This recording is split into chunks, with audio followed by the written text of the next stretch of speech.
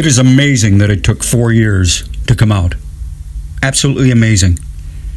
I'm talking about the Russian collusion delusion, the lie that was put together by Hillary Clinton and her operatives. Comey was involved in it, and now it looks like President Obama was aware of this, and it's all coming out right now because the documents are being declassified and opened up.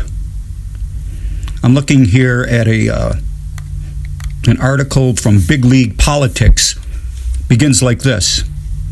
Director of National Intelligence John Ratcliffe declassified intelligence on Tuesday indicating that the Obama administration knew the Russian collusion was a campaign operation by the Hillary Clinton team, but pursued the investigation anyway, despite its obviously dubious nature.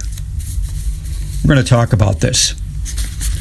My name is Rob Palazewski, and you are listening to The History of the Future, where we look into our history to see into our future. No fake news here, just a big fat dose of the truth. I'm going to ask that you please go to our website, atpministry.com, ATP as in Absolute Truth and Prophecy. Sign up there for my newsletter. It's a weekly newsletter, free weekly newsletter. Send it to your inbox. Covers a lot more stuff than I can cover either on the radio or in these podcasts. And also, you might want to consider supporting the ministry, or you could do so by purchasing my book, Absolute Truth. It's my latest book, Absolute Truth. Anyway, back to the story here.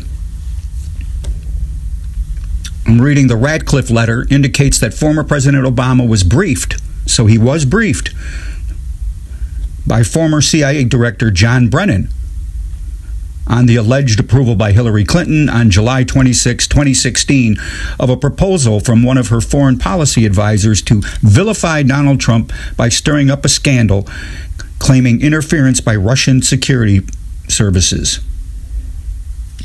Hillary Clinton, it says, was mentioned, and in the context that she was the one who devised the Russian collusion hoax to begin with. That is huge news, absolutely huge news. We also know that former CIA Director John Brennan wasn't quite honest when testifying to Congress when he told him about the Steele dossier. He said that the Obama administration's intelligence community did not use that in coming up with the investigation. They absolutely did use that. And in fact, they have the words of FBI Director James Comey at the time.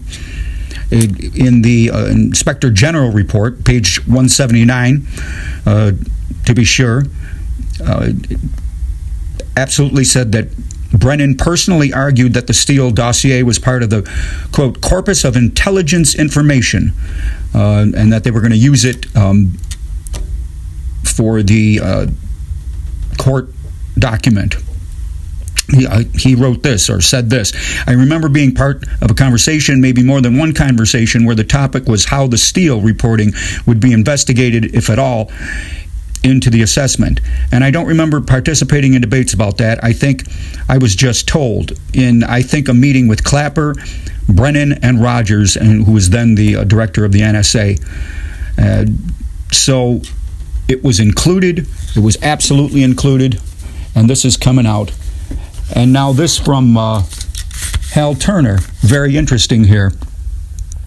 Here's the headline: House and Senate investigators ask FBI to open criminal investigation into Joe Biden. To Sleepy Joe.